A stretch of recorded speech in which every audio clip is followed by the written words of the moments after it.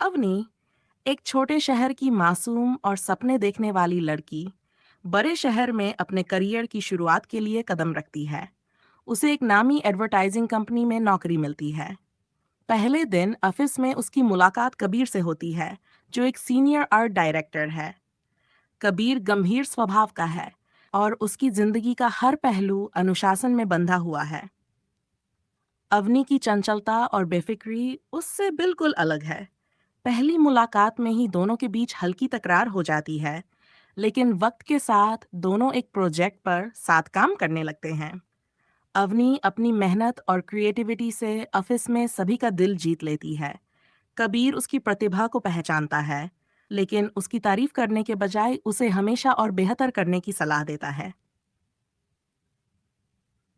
एक दिन ऑफिस की पार्टी के दौरान कबीर अवनी को अपने अतीत के बारे में बताता है।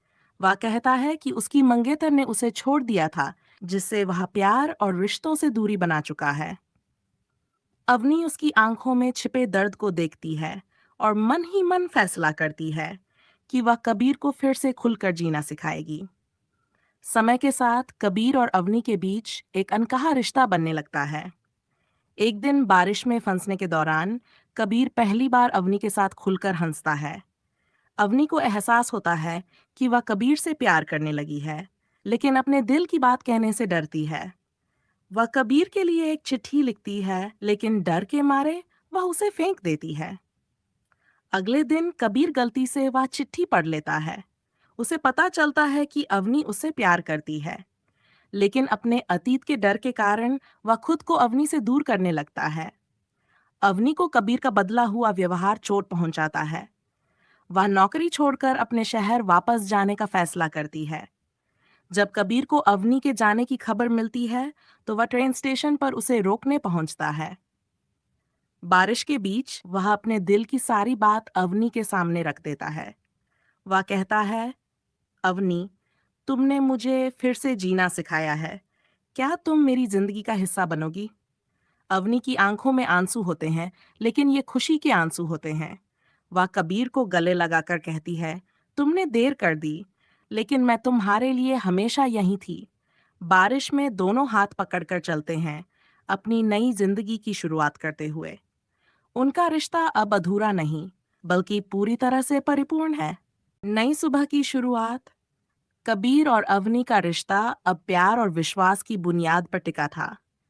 दोनों ने अपने अतीत को पीछे छोड़कर एक नई जिंदगी शुरू करने का फैसला किया। ऑफिस में भी उनका तालमेल और गहरा हो गया। हर दिन वे एक दूसरे को समझने और सपोर्ट करने लगे। एक दिन कबीर ने अवनी को शहर की भीड़-भाड़ से दूर एक शांत झील के किनारे पिकनिक पर ले जाने का प्लान बनाया। वहां बैठकर कबीर ने अवनी को कहा, तुमने मेरी जिंदगी को वो रंग दिए हैं जो मैं कभी सोच भी नहीं सकता था। अवनी मुस्कुराते हुए बोली, और तुमने मुझे वो एहसास दिया है जो मैंने कभी महसूस नहीं किया था। मुश्किलों का सामना। उनकी खुशहाल जिंदगी में एक मोड़ तब आया जब कंपनी को एक बड़ा प्रोजेक्ट मिला, जिसमें कबीर और अवनी को अलग-अलग शहरों में काम करना पड़ा। कबीर को लंदन जाना पड़ा, जबकि अवनी को दिल्ली में रहकर प्रोजेक्ट संभालना था। दोनों के बीच दूरी ने उनके रिश्ते को परखा। अवनी कबीर को हर दिन याद करती थी, लेकिन वह उसे परेशान नहीं करना चाहती थी, क्योंकि वह जानती थी कि कबीर काम में व्यस्त होगा। दूसरी तरफ कबीर भी अवनी को बहुत मिस करता था। उसने एक दिन फैसला किया कि वह प्रोजेक्ट खत्म होते ही सबसे पहले अवनी के पास जाएगा। इकरार और स्थिरता। प्रोजेक्ट खत्म होने के बाद कबीर अचानक बिना बताए दिल्ली पहुंच गया। अवनी को उसकी उम्मीद नहीं थी। वह कबीर को देखकर हैरान रह गई और उसके गले लगकर रो पड़ी। कबीर ने उसे गले लगाते हुए कहा, अब कोई दूरी हमें अलग नहीं कर सकती। मैं हमेशा तुम्हारे साथ रहूंगा। उस दिन कबीर ने अवनी को शादी के लिए प्रपोज किया। उसने एक खूबसूरत अंगूठी निकालकर कहा, क्या तुम मेरा हाथ हमेशा के लिए थामोगी? अवनी की आंखों में खुशी के आंसू थे।